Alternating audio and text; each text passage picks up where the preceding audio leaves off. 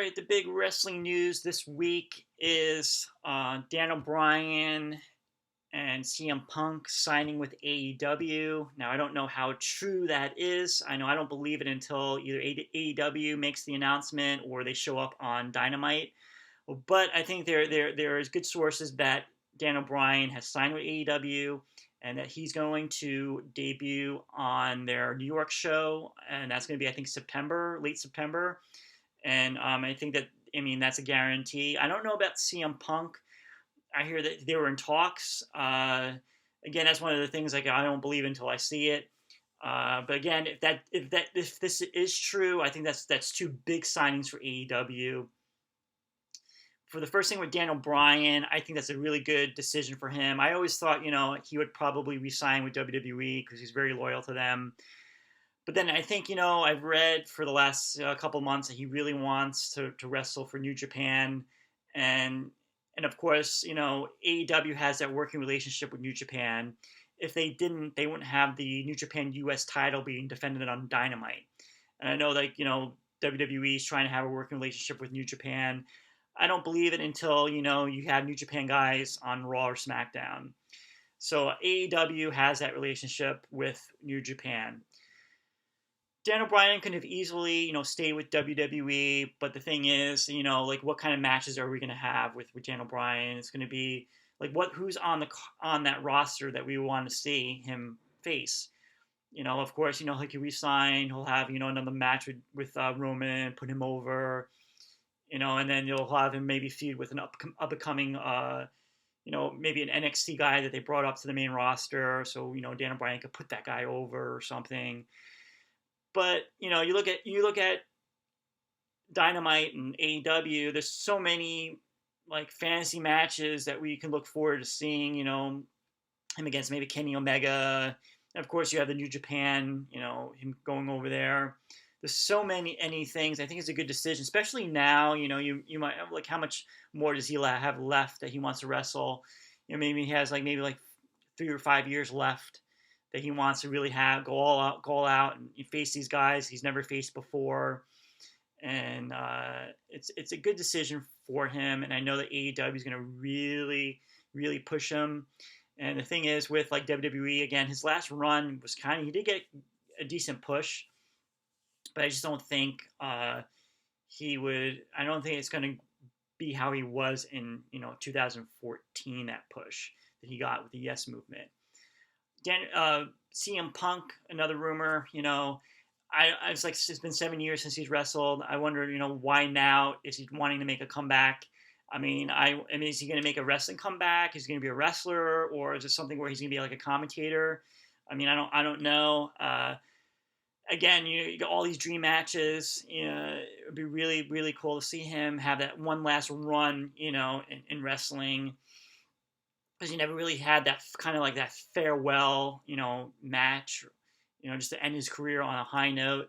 And I'm sure, you look at WWE, I don't see him going back to WWE just with the history they have. And how is he going to be really used in WWE? I mean, I'm pretty sure that they would want him just because they don't want him to go to AEW. And, he'll get that big push probably in the beginning. But then it will kind of slowly fade down and he'll be putting over guys, the NXT guys and stuff like that. He'll probably, get put over Roman. I think everybody's going to be putting over Roman. So I think it's a good decision. I think that AEW will, and that fan base, it is better for him, I guess. And it's something to really look forward to and seeing. I'm reading the message boards and seeing if they're gonna announce that. WWE news. So we're gonna get Goldberg and Bobby Lashley at SummerSlam. A lot of people are annoyed by that. Bringing Goldberg back. Goldberg is signed for 2 matches a year with WWE, so this will be his second match. Since he had the match with Drew McIntyre at the Royal Rumble earlier this year. I don't know. I mean, they keep going with Goldberg. I think that they do that because, again, they're booking. They don't have anybody ready for Bobby Lashley, and they see this as a dream match. They also look at Goldberg. They hope that Goldberg can bring back some old wrestling fans and maybe stop watching. TNA did that with Sting. Back in 2006, they brought Sting in to try to get guys to stop watching wrestling. They're like, "Oh, I used to watch wrestling. Oh, Sting is back. Let me check out Impact." So that's kind of like the strategy with WWE is just to try to get fans back to the company. And you might have been a fan of Goldberg back in the '90s, and like, oh, you check him out now, and maybe get involved back with WWE, watching it on a regular basis. Probably wouldn't have gone with that, me personally, because if Goldberg's only signed for 2 matches a year, so like he's not going to win the WWE Championship.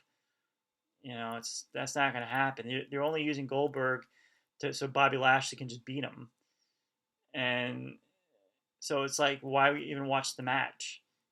And a match is probably not going to go more than 5 minutes.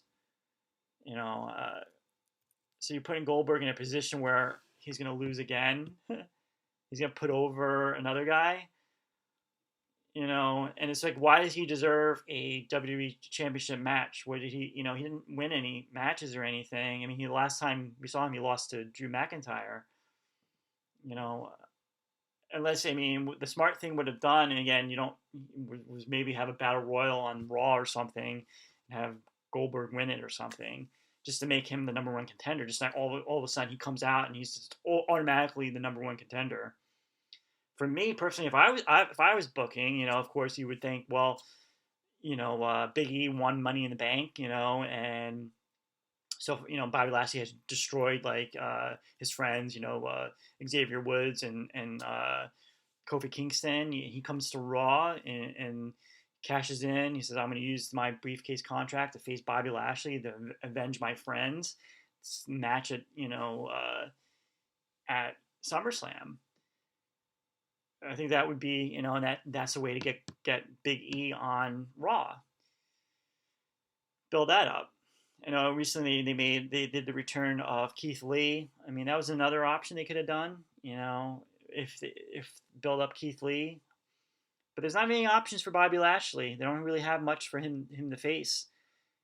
The same thing on Smackdown with Roman Reigns. They're trying to make SummerSlam into this big event. And so they're going to do John Cena again. That's been the rumor for a couple of weeks or a couple of months. Finally John Cena made his return. Again, it's going to probably be a short term just to get us to SummerSlam. I don't see him being on, past past September. I don't see, John Cena being around much. So you're going to think, well, is John Cena just going to be putting over Roman Reigns? We'll see. And I heard another rumor now that The Rock is going to make some form of appearance at Survivor Series. I don't know if it's going to be wrestling, if he's going to be wrestling or just making an appearance.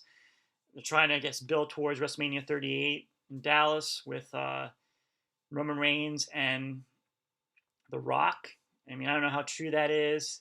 That would be a dream match. I think the way the booking is going with Roman Reigns, that's the only thing that could lead to, which would be kind of cool to see. But there's a lot of things going on in wrestling. It's good to see the crowd back in WWE. But we'll see how everything, develops with, CM Punk and Daniel Bryan. We got Smackdown tonight, so we're going to see John Cena. He's going to confront Roman Reigns. So, that's going to build towards their match at SummerSlam. So it's going to be cool to watch. Wrestling looks like it's becoming interesting again.